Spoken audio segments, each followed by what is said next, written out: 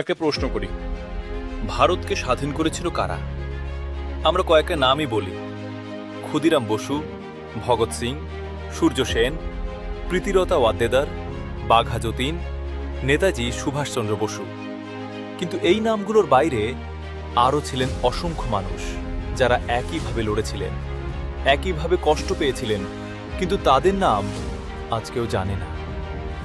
তখনকার ভারতকে বুঝতে হলে একটু ভাবুন। ব্রিটিশ শাসনে ভারত থেকে খাদ্যশস্য বিদেশে যেত, আর এই দেশেই মানুষ অনাহারে মরত। ১৯৪৩ সালের বাংলার দুর্ভিক্ষে লক্ষ লক্ষ মানুষ মারা গেলেন। মায়েরা নিজের সন্তানকে বাঁচাতে পারলেন না, খাবার ছিল না, কান্না করার শক্তিও ছিল না। ১৯১৯ সাল, জালিয়ানওয়ালাবাগ। শান্তিপূর্ণ মানুষেরা সেখানে জড়ো হয়েছিলেন। জেনারেল ডায়ার গুলি চালানোর নির্দেশ দিলেন। মাত্র কয়েক মিনিটের মধ্যে শত শত মানুষ মারা গেলেন। আন্দামানের সেলুলার জেল, বিপ্লবীদের রাখা হতো একাকী ছোট ছোট সেলে। তেলকল ঘোরানো, শিকল পরানো, অমানবিক নির্যাতন। কেউ মানসিকভাবে ভেঙে পড়লেন, কেউ নিজের জীবন শেষ করে দিলেন।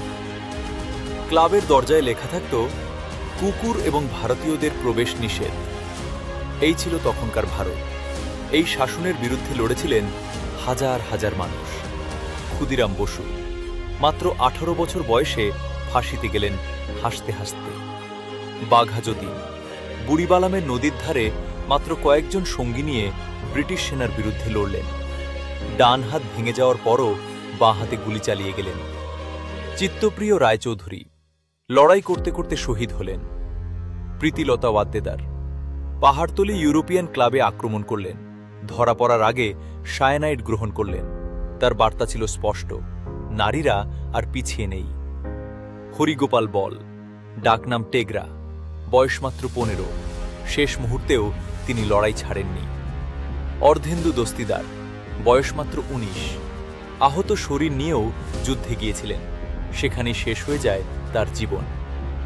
কানকলতা বড়ুয়া হাতে জাতীয় পতাকা, গুলিতে পড়েও মৃত্যুর আগ পর্যন্ত পতাকা ছাড়েননি।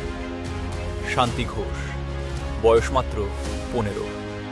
ব্রিটিশ শাসনের বিরুদ্ধে অস্ত্র হাতে নিয়েছিলেন।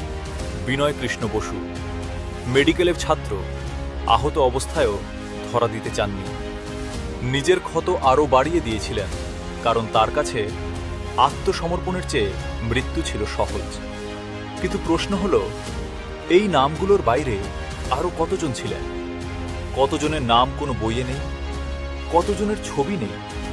কতজন মারা যাওয়ার সময় একজন মানুষও পাশে ছিল না?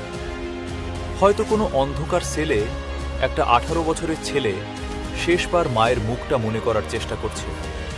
ভাবছে, মা কি এখনো আমার জন্য অপেক্ষা করছেন? হয়তো সেই মা হাজার মাইল দূরে সারা রাত জানালার ধারে বসে আছেন, ভাবছেন আমার ছেলে একদিন ফিরে আসবে, কিন্তু সে আর ফেরেনি। হয়তো কোনো বাবা সারা জীবন ছেলের নাম মুখে আনেননি, কারণ নাম নিলেই চোখে জল আসে। আমরা তাদের নাম জানি না, তাদের ছবি নেই, তাদের কষ্টের কোনো সাক্ষী নেই, কিন্তু তাদের আত্মত্যাগ ছিল বাস্তব, তাদের রক্ত ছিল বাস্তব, তাদের ভালোবাসা ছিল বাস্তব। দেশের প্রতি, এই মাটির প্রতি। নাম হারিয়ে যেতে পারে, ছবি হারিয়ে যেতে পারে, কিন্তু স্বাধীনতার জন্য দেওয়া রক্ত কখনো ইতিহাস থেকে মুছে যায় না। তাই আজ স্বাধীনতার কথা বলার সময় শুধু বিখ্যাত নামগুলোকে নয়, সেই হারিয়ে যাওয়া মানুষগুলোকেও মনে করুন, কারণ আজ আমরা স্বাধীন, সেটা তাদেরও ঋণ, আজও চিরকাল। ভারত মাতা কি জয়। আপনি কি জানতেন এই গল্প? কমেন্টে বলুন।